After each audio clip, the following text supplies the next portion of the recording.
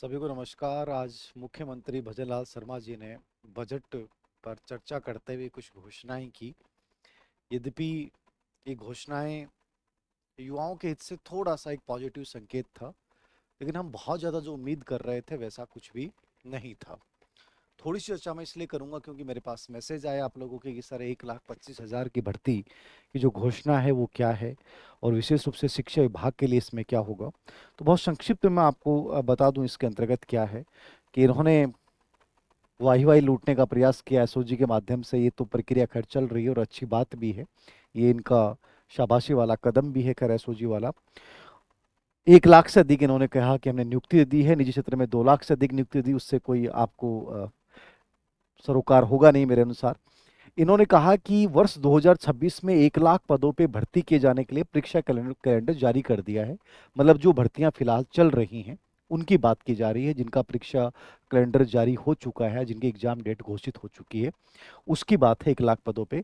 फिर ये कह रहे हैं कि अब आगामी वर्ष हेतु 1 लाख पदों के स्थान पर 1,25,000 पदों पे भर्ती के लिए कैलेंडर जारी किए जाने की घोषणा करता हूँ। यानी कि जो 1 लाख भर्ती की इन्होंने घोषणा की थी, जिसकी प्रक्रियाधीन है एक प्रकार से, अब उसमें इन्होंने 25,000 पद और जोड़े हैं।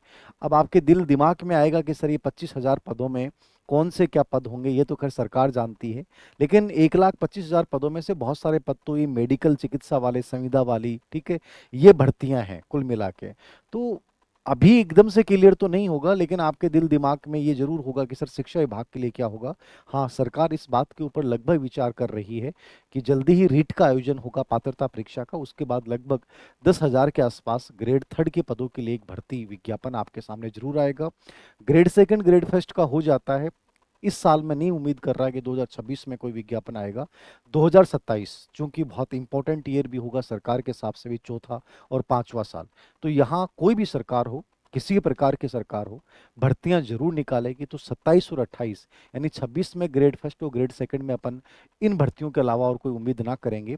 हाँ, ग्रेड थर्ड का रिट के बाद ये विज्ञापन निकालेंगे और डीपीसी की प्रक्रिया का भी बहुत जल्दी समाधान हो जाएगा।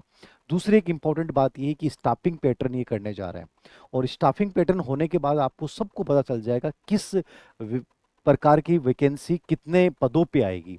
उसमें ये संभावना है एक तो कि हर स्कूल में लाइब्रेरियन का पद होगा, एक कंप्यूटर अनुदेशक का पद होगा, ऐसे ही जैसे कॉमर्स के कितने पद होंगे, साइंस के कितने होंगे, सेकंड के कितने होंगे, वो सब नामांकन के आधार पे होगा। तो एक अच्छी भर्ती आपके सामने देखने को मिल सकती है। स्टाफिंग पैटर्न की वित्त विभाग से संभवतः अनुमति मिल गई है, तो जल्दी इन छुट्टियों में स्टाफिंग पैटर्न होने के बाद लगभग क्लियर हो जाएगा कि इतने हजार पदों के ऊपर शिक्षा विभाग में भर्ती आएगी।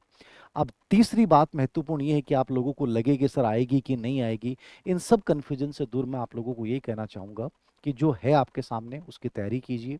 लेकिन आप ये इंतजार करें कि आने के बाद करूंगा, ये कंप्लीटली मूर्खता है।